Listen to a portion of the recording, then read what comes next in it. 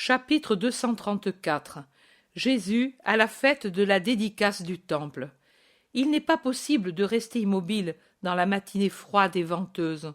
Au sommet du Moria, le vent qui vient du nord-est s'abat piquant, faisant envoler les vêtements et rougissant les visages et les yeux. Et pourtant, il y a des gens qui sont montés au temple pour les prières. Manquent au contraire tous les rabbis avec leur groupe particulier d'élèves, et le portique paraît plus vaste et surtout plus digne en l'absence des rassemblements tapageurs et pompeux qui l'occupent d'ordinaire. Et ce doit être une chose très étrange de le voir si vide, car tout le monde s'en étonne comme d'une chose inhabituelle, et Pierre en est même méfiant. Mais Thomas, qui semble encore plus robuste, enveloppé comme il l'est dans un ample et lourd manteau, dit « Ils se seront enfermés dans quelques pièces de peur de perdre la voix. Tu les regrettes ?» Et il rit. « Moi, non, si je pouvais ne jamais plus les voir, mais je ne voudrais pas que ce fût. » Et il regarde l'Iscariote qui ne parle pas, mais qui saisit le coup d'œil de Pierre, et dit « Ils ont vraiment promis de ne pas donner d'autres ennuis, sauf dans le cas où le maître les scandaliserait. Certainement, ils seront sur leur garde, mais puisqu'ici on ne pêche pas et on n'offense pas, ils sont absents. » Pierre dit « Cela vaut mieux ainsi, et que Dieu te bénisse, garçon, si tu as réussi à les rendre raisonnables. » Il est encore de bonne heure. Il y a peu de gens dans le temple. Je dis peu, et c'est ce qu'il me semble, étant donné son immensité qui, pour paraître plein, a besoin de masses de peuple. 200 ou 300 personnes ne se voient même pas dans cet ensemble de cours, de portiques, d'atriums, de corridors. Jésus, seul maître dans le vaste portique des païens, va et vient en parlant avec les siens et avec les disciples qu'il a déjà trouvés dans l'enceinte du temple. Il répond à leurs objections et à leurs questions, éclaire des points qu'eux n'ont pas su éclairer, pour eux-mêmes et pour les autres. Arrivent deux gentils, ils le regardent et s'en vont sans rien dire.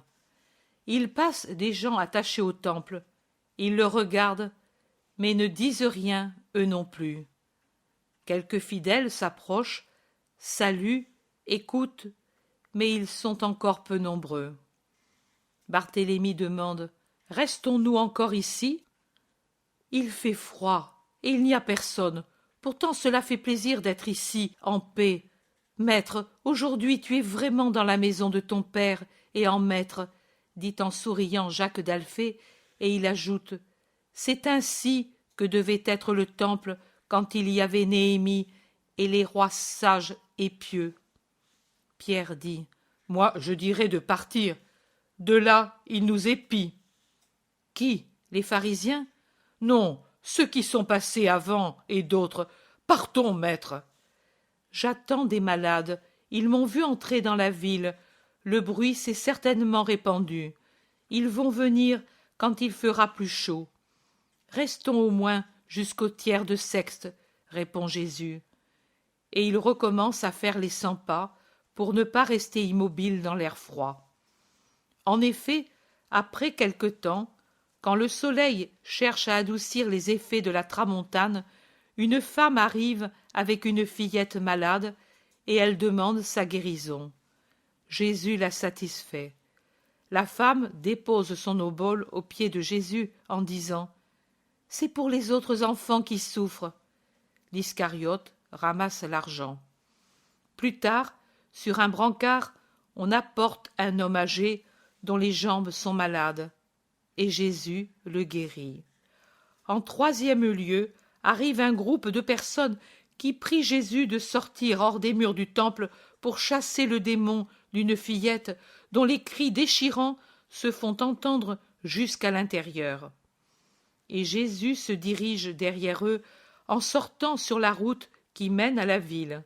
Des gens, parmi lesquels il y a des étrangers, se sont serrés autour de ceux qui tiennent la fillette, qui écume et se débat en chavirant les yeux. Des gros mots de toutes sortes jaillissent de ses lèvres, et cela d'autant plus que Jésus s'approche d'elle. De même, elle se débat de plus en plus fortement. C'est avec peine que la tiennent 4 hommes jeunes et robustes. Et avec les insultes sortent des cris de reconnaissance pour le Christ et des supplications angoissées de l'esprit qui la possède pour qu'on ne le chasse pas, et aussi des vérités répétées avec monotonie. Allez, ne me faites pas voir ce maudit. Va-t'en, va-t'en, cause de notre ruine. Je sais qui tu es. Tu es le Christ. Tu n'as pas reçu d'autre onction que celle de là-haut. La puissance du ciel te couvre et te défend. Je te hais, maudit. Ne me chasse pas. Pourquoi nous chasses-tu et ne veux-tu pas de nous, alors que tu gardes près de toi une légion de démons dans un seul? Ne sais-tu pas que l'enfer tout entier est dans un seul? Si, tu le sais. Laisse-moi ici, au moins jusqu'à l'heure de... La parole s'arrête parfois comme étranglée, d'autres fois elle change ou s'arrête avant, ou se prolonge à travers des cris inhumains, comme quand il crie « Laisse-moi entrer au moins en lui! Ne m'envoie pas là-bas, dans l'abîme! Pourquoi nous hais-tu, Jésus, Fils de Dieu? Est-ce que cela ne te suffit pas, ce que tu es? Pourquoi veux-tu aussi nous commander? Nous ne voulons pas de tes ordres, nous. Pourquoi es-tu venu pour nous persécuter, si nous t'avons renié? Va-t'en! Ne nous verse pas dessus les feux du ciel! Tes yeux, quand ils seront éteints, nous rirons. Ah non, pas même alors. Tu nous vains, sois maudit, toi et le Père qui t'a envoyé, et celui qui vient de vous, et vous. Ah! Le dernier cri est vraiment épouvantable. Le cri d'une créature égorgée dans laquelle entre lentement le fer homicide, et il a commencé du fait que Jésus, après avoir arrêté plusieurs fois, par commandement mental, les paroles de l'obsédé, y met fin, en touchant d'un doigt le front de la fillette, et le cri se termine dans une convulsion horrible jusqu'à ce que, avec un fracas qui tient du ricanement et du cri d'un animal de cauchemar, le démon la quitte en criant « Mais je ne vais pas loin !» suivi immédiatement d'un bruit sec comme celui de la foudre, bien que le ciel soit absolument clair. Beaucoup s'en vont terrorisés, d'autres s'approchent encore davantage pour observer la fillette qui s'est calmée tout d'un coup en s'affaissant dans les bras de ceux qui la tenaient. Elle reste ainsi quelques instants, et puis elle ouvre les yeux, sourit, se voit parmi les gens sans voile sur le visage et sur la tête, et elle baisse son visage pour le cacher sur le bras qu'elle lève.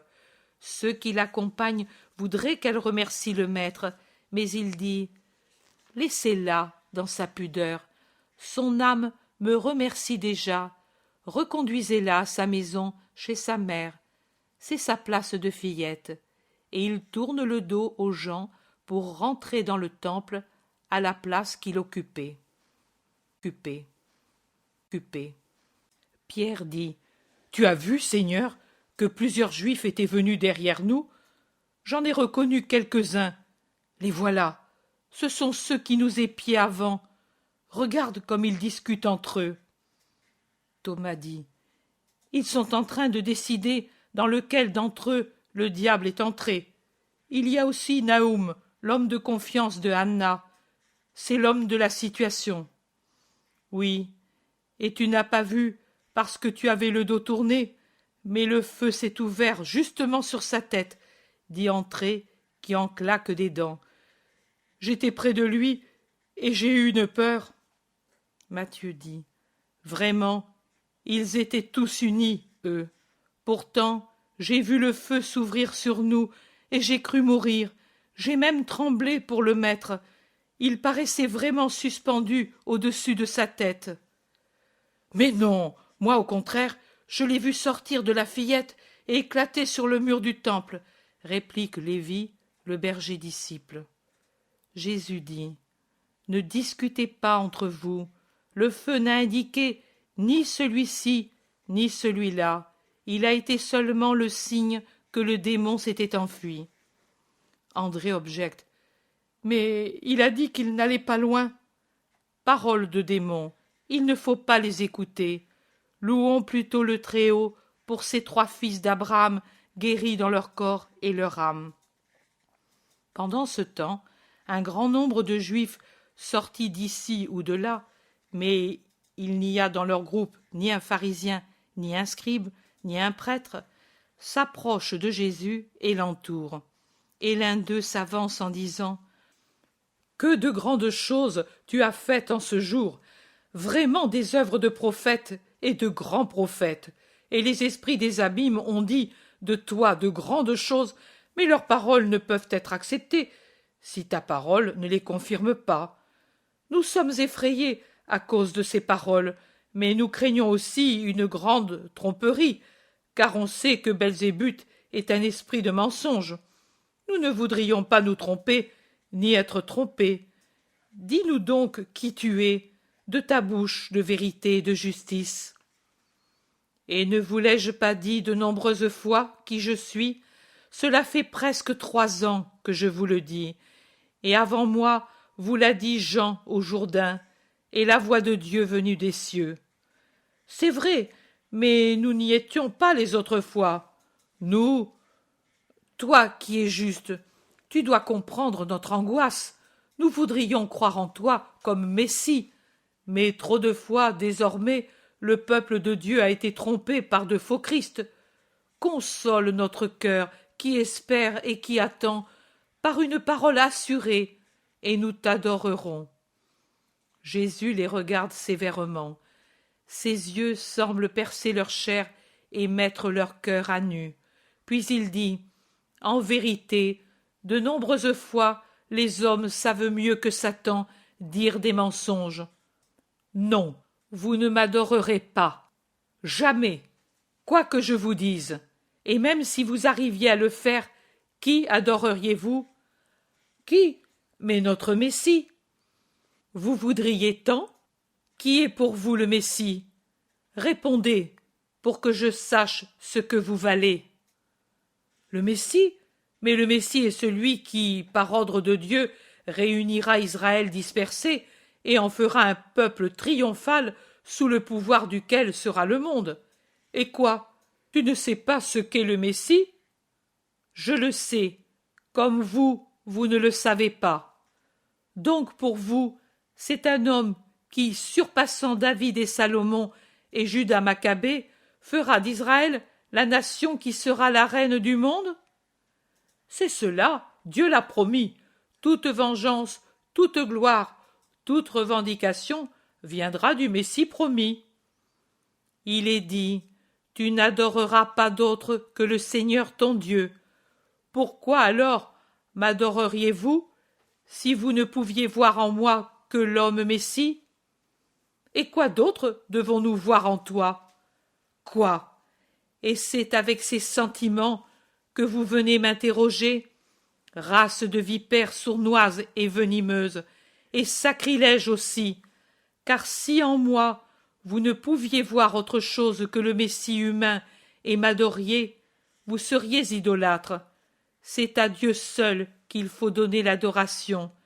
Et en vérité, je vous dis une fois encore que celui qui vous parle est plus que le Messie, que vous vous représentez avec une mission et des fonctions et des pouvoirs que vous, dépourvus d'esprit et de sagesse, vous imaginez.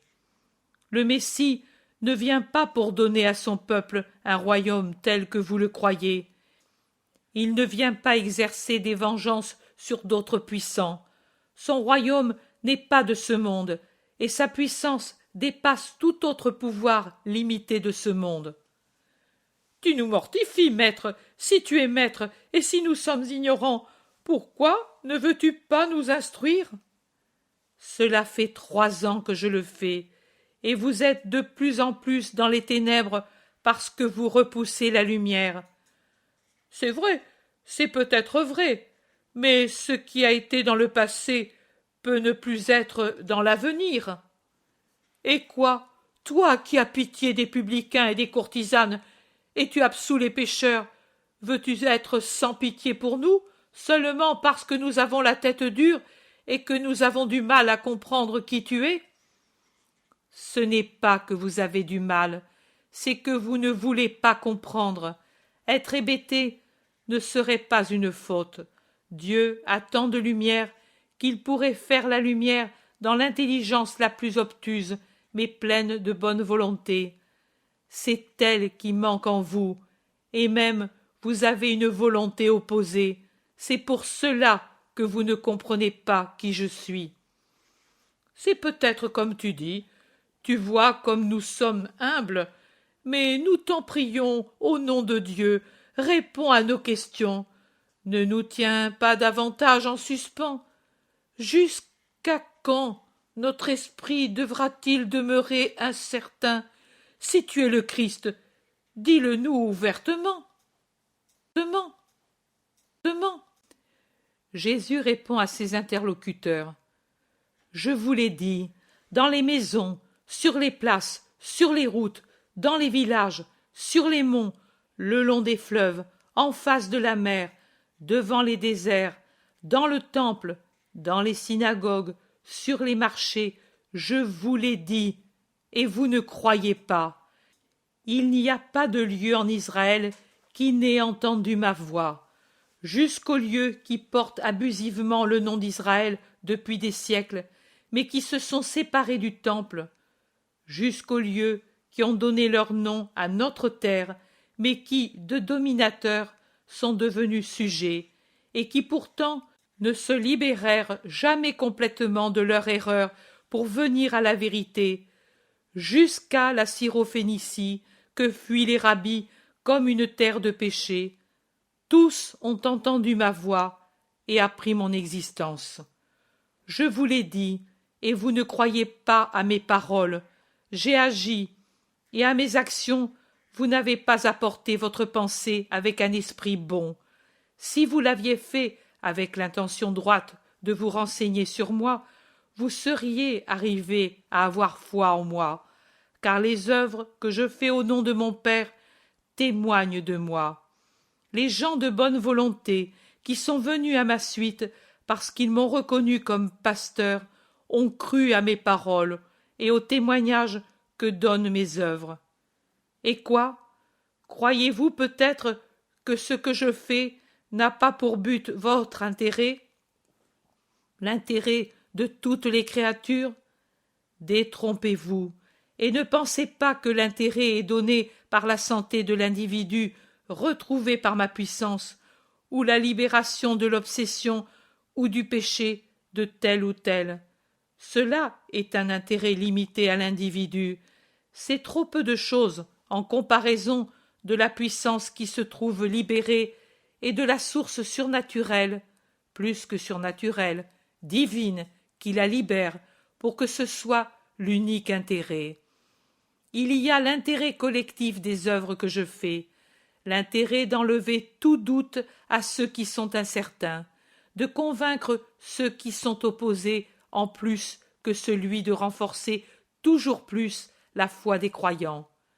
C'est pour cet intérêt collectif, en faveur de tous les hommes présents et à venir, car mes œuvres apporteront leur témoignage sur moi auprès des générations à venir et les convaincront à mon sujet. C'est pour cela que mon Père me donne la puissance de faire ce que je fais. Rien ne se fait sans une fin qui soit bonne dans les œuvres de Dieu.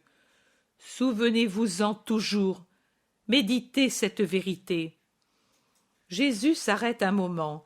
Il fixe son regard sur un juif qui se tient la tête inclinée, et il dit ensuite: Toi qui es en train de réfléchir ainsi, toi dont le vêtement est couleur d'olive mûre, toi qui te demandes si Satan aussi a été créé pour une bonne fin, ne fais pas le sot pour t'opposer à moi et chercher l'erreur dans mes paroles. Je te réponds que Satan n'est pas l'œuvre de Dieu, mais de la libre volonté de l'ange rebelle.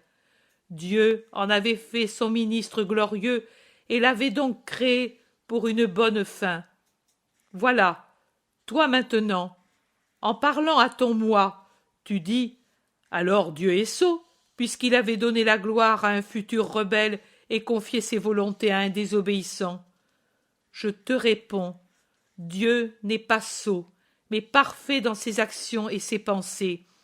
Il est le tout parfait. Les créatures sont imparfaites, même les plus parfaites. Il y a toujours en elles un point d'infériorité par rapport à Dieu. Mais Dieu qui les aime a accordé aux créatures le libre arbitre pour que par lui la créature se perfectionne dans les vertus et se rende ainsi plus semblable à Dieu son Père. Et je te dis encore, ô moqueur et astucieux, chercheur de péché dans mes paroles, que du mal qui s'est volontairement formé, Dieu tire encore une bonne fin, celle de servir à rendre les hommes possesseurs d'une gloire méritée. Les victoires sur le mal sont la couronne des élus.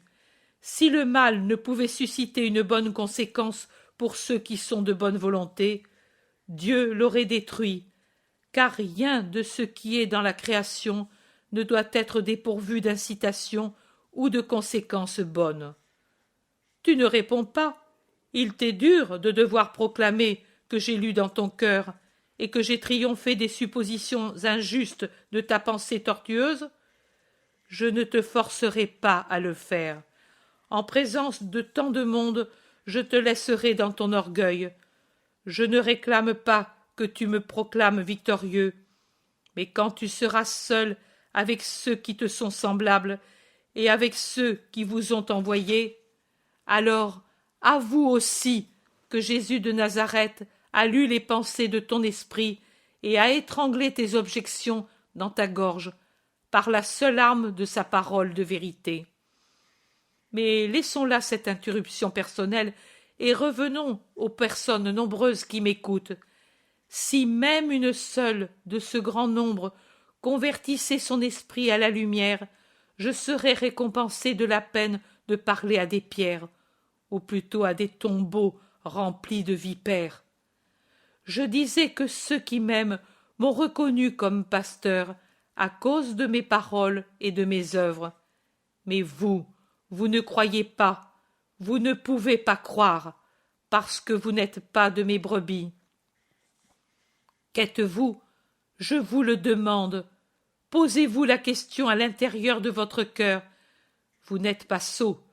Vous pouvez vous connaître pour ce que vous êtes. Il vous suffit d'écouter la voix de votre âme qui n'est pas tranquille, de continuer d'offenser le Fils de celui qui l'a créé. Vous, tout en sachant ce que vous êtes, vous ne le direz pas. Vous n'êtes ni humble, ni sincère. Mais moi je vous dis ce que vous êtes. Vous êtes en partie des loups, en partie des chevreaux sauvages, mais aucun d'entre vous, malgré la peau d'agneau que vous portez pour vous faire passer pour des agneaux, n'est un agneau véritable. Sous la toison moelleuse et blanche, vous avez tous les couleurs féroces, les cornes pointues, les crocs et les griffes du bouc ou du fauve, et vous voulez rester tel, car il vous plaît d'être tel, et vous rêvez férocité et révolte. Vous ne pouvez donc m'aimer, et vous ne pouvez me suivre et me comprendre. Si vous entrez dans le troupeau, c'est pour nuire, pour apporter la douleur ou le désordre. Mes brebis ont peur de vous. Si elles étaient comme vous êtes, elles devraient vous haïr, mais elles ne savent pas haïr. Ce sont les agneaux du prince de la paix, du maître d'amour, du pasteur miséricordieux, et elles ne savent pas haïr. Elles ne vous haïront jamais, comme moi, je ne vous haïrai jamais. Je vous laisse la haine, qui est le fruit mauvais de la triple concupiscence, avec le moi déchaîné dans l'animal homme, qui vit oublieux d'être aussi esprit en plus que chair.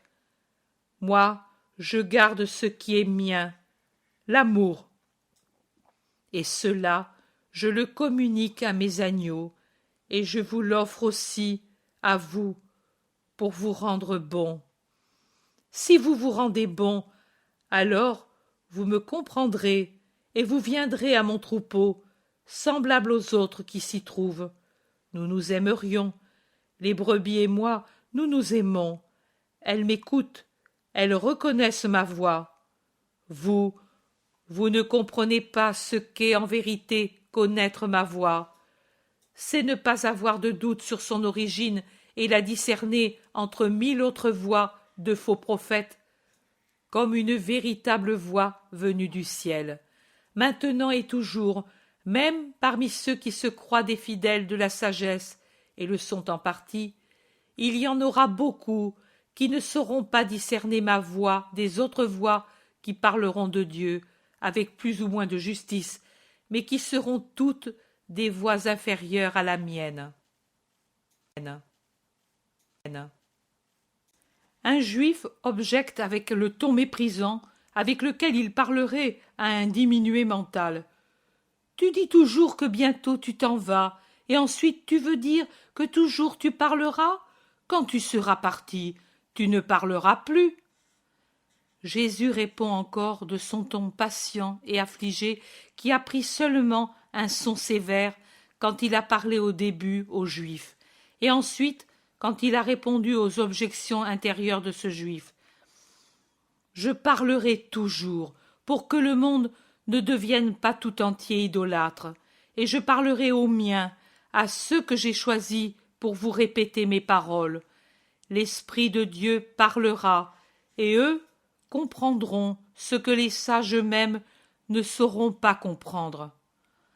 En effet, les savants étudieront la parole, la phrase, la manière, le lieu, le comment, l'instrument, à travers lesquels la parole parle, alors que ceux que j'ai choisis ne se perdront pas dans ces études inutiles, mais écouteront, perdus dans l'amour, et comprendront, puisque ce sera l'amour qui leur parlera.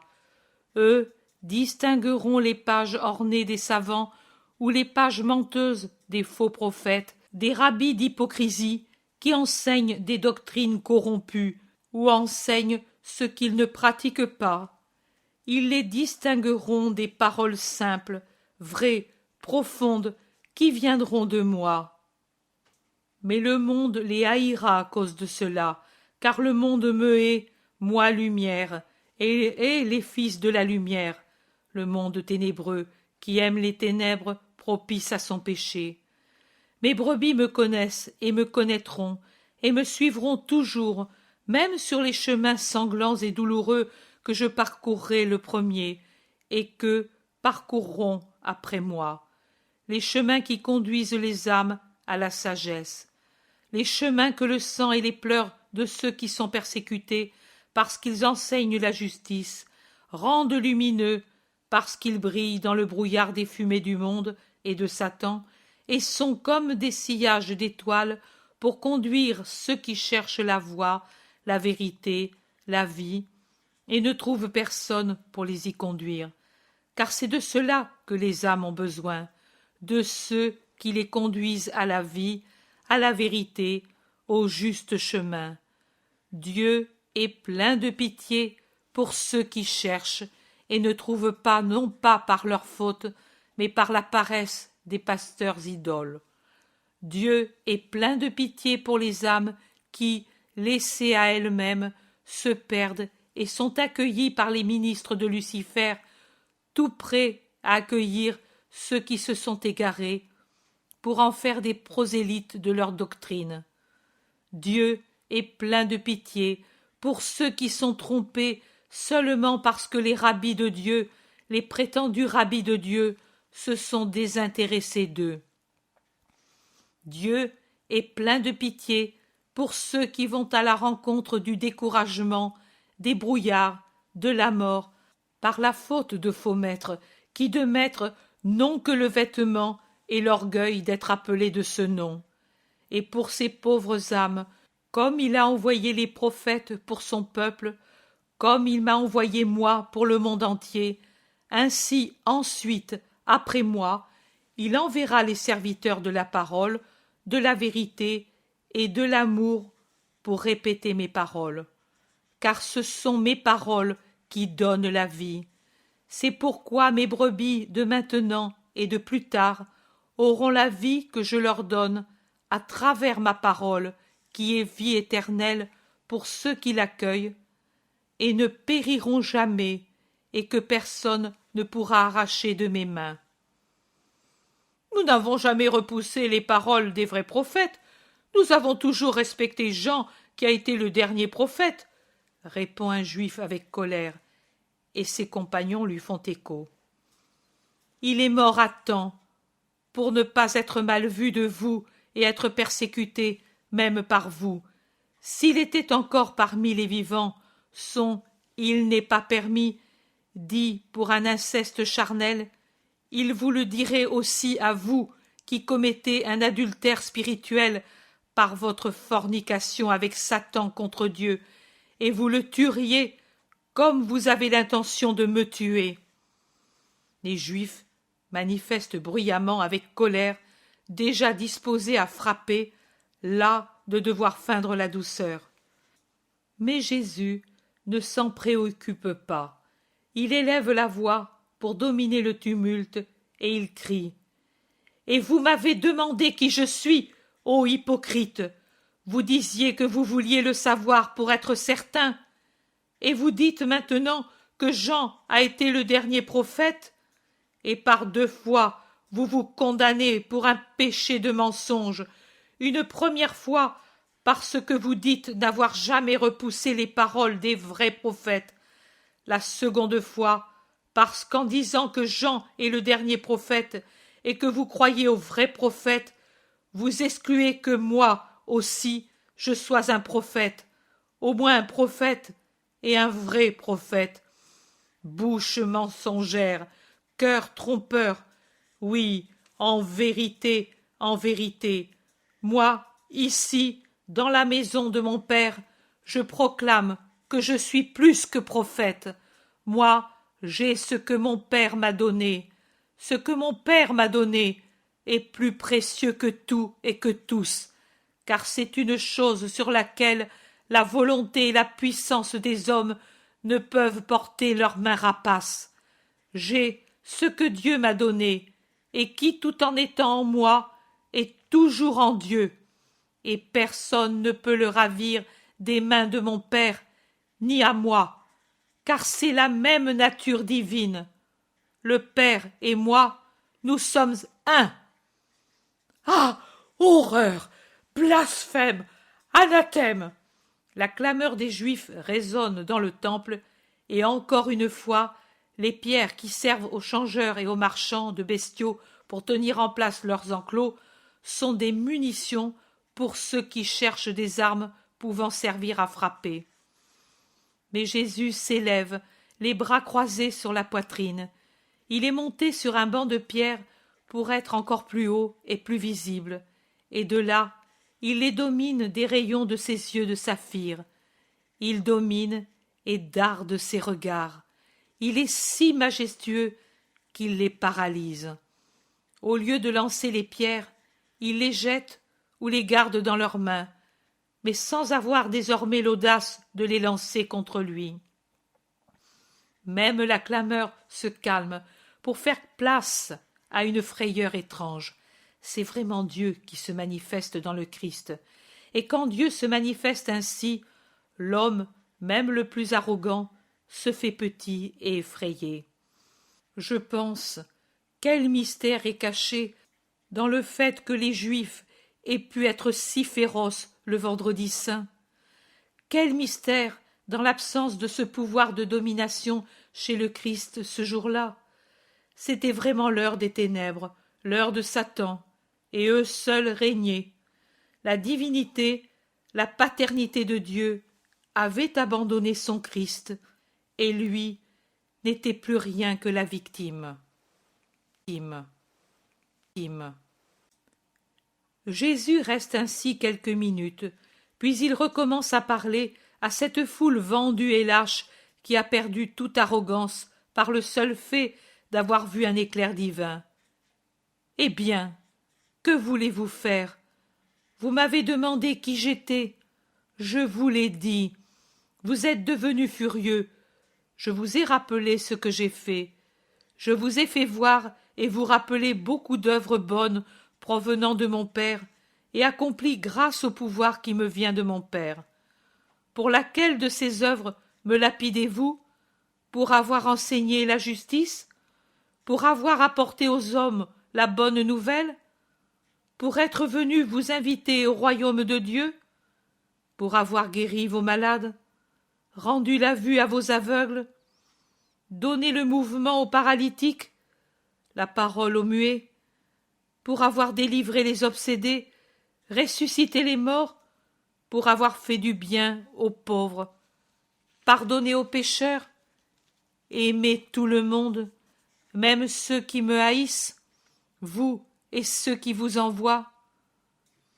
Pour laquelle de ces œuvres voulez-vous donc me lapider? Ce n'est pas pour les œuvres bonnes que tu as faites que nous te lapidons, mais pour ton blasphème, parce qu'étant homme, tu te fais Dieu. N'est-il pas écrit dans votre loi, j'ai dit, vous êtes des dieux et des fils du Très-Haut? Maintenant, s'il a appelé Dieu ceux auxquels il a parlé pour leur donner un ordre, celui de vivre de façon que la ressemblance et l'image de Dieu qui est dans l'homme apparaissent manifestement, et que l'homme ne soit ni un démon ni une brute, si les hommes sont appelés des dieux dans l'Écriture, tout inspiré par Dieu, et pour cela l'Écriture ne peut être modifiée ni annulée selon le plaisir et l'intérêt de l'homme, pourquoi dites-vous que je blasphème? Moi, que le Père a consacré et envoyé dans le monde, parce que je dis « Je suis le Fils de Dieu » ?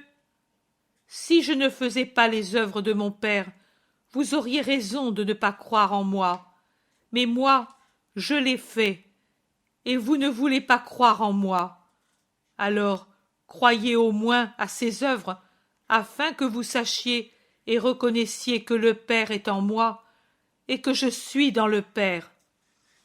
La tempête des cris et des violences recommence plus forte qu'auparavant. De l'une des terrasses du temple, où certainement ils étaient à l'écoute et cachés, des prêtres, des scribes et des pharisiens poussent de nombreux cris. « Mais emparez-vous de ce blasphémateur! Désormais sa faute est publique. Tous nous avons entendu. À mort le blasphémateur qui se proclame Dieu. Donnez-lui le même châtiment qu'au fils de Salumite de Dabri. Qu'on l'emmène hors de la ville et qu'on le lapide. C'est notre droit. Il est dit que le blasphémateur soit mis à mort. » Les cris des chefs excitent la colère des Juifs qui tentent de s'emparer de Jésus et de le remettre lié aux mains des magistrats du temple qui sont en train d'accourir, suivis par les gardes du temple. Mais plus rapides qu'eux sont encore une fois les légionnaires. Surveillant depuis l'Antonia, ils ont suivi le tumulte et ils sortent de leur caserne pour venir à l'endroit où on crie. Et ils n'ont de respect pour personne. Les hampes des lances manœuvrent activement sur les têtes et les échines, et ils s'excitent mutuellement par des plaisanteries et des gros mots à travailler sur les Juifs. « À la niche, chien! Faites place! Frappe dur sur ce teigneux, Licinus! Partez! La peur vous rend puant plus que jamais. Mais que mangez-vous, corbeau, pour sentir si mauvais? Tu parles bien, Bassus, ils se purifient, mais ils empestent. Regarde là ce gros nez. Au mur, que nous prenions vos noms. Et vous, hibou, descendez de là-haut. Désormais, nous vous connaissons. Le centurion aura rédigé un beau rapport pour le chef. Non, celui-là, laisse-le, c'est un apôtre du rabbi.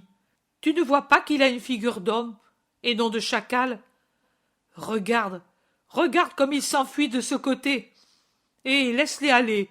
Pour les persuader, il faudrait les enfiler tous sur nos lances. Alors seulement nous les aurions domptés. Si cela pouvait être demain. Ah, mais toi tu es pris, et tu ne t'échappes pas. Je t'ai vu, tu sais. La première pierre, c'était la tienne. Tu en répondras d'avoir frappé un soldat de Rome. Celui-ci aussi, il nous a maudits en insultant les enseignes. Ah oui, Vraiment, viens, nous te les ferons aimer dans nos prisons. Ainsi, en les chargeant et en les raillant, en arrêtant certains, en mettant les autres en fuite, les légionnaires dégagent la vaste cour. Mais c'est quand les Juifs voient arrêter réellement deux des leurs qu'ils se dévoilent pour ce qu'ils sont, lâches, lâches, lâches, ou bien ils s'enfuient en caquetant comme une volée de poulets qui voit descendre l'épervier, ou bien ils se jettent aux pieds des soldats pour implorer la pitié avec une servilité et des flatteries révoltantes. Un vieux ridé, un des plus acharnés contre Jésus, s'accroche au mollet d'un gradé en l'appelant magnanime et juste. Le gradé s'en dégage par une vigoureuse secousse qui envoie rouler le juif à 3 pas en arrière, et il crie Va-t'en, vieux renard teigneux. Et se tournant vers un compagnon et montrant son mollet, il dit Ils ont des ongles de renard et de la bave de serpent. Regarde ici, par Jupiter Maximus. Maintenant, je m'en vais tout de suite au terme pour effacer les marques de ce vieux baveux. Et réellement, il s'en va fâché, avec son mollet tout éraflé. J'ai tout à fait perdu Jésus de vue. Je ne pourrais dire où il est allé, par quelle porte il est sorti. J'ai seulement vu, pendant quelque temps, émerger et disparaître dans la confusion les visages des 2 fils d'Alphée et de Thomas qui luttaient pour se frayer un chemin, et ceux de quelques disciples bergers occupés au même travail. Puis eux aussi sont disparus, et il ne m'est resté que les dernières criailleries des perfides juifs occupés à courir çà et là pour empêcher les légionnaires de les arrêter et de les reconnaître. J'ai l'impression que pour les légionnaires ce fut une fête de pouvoir flanquer une raclée aux Hébreux pour se dédommager de toute la haine dont ils sont gratifiés.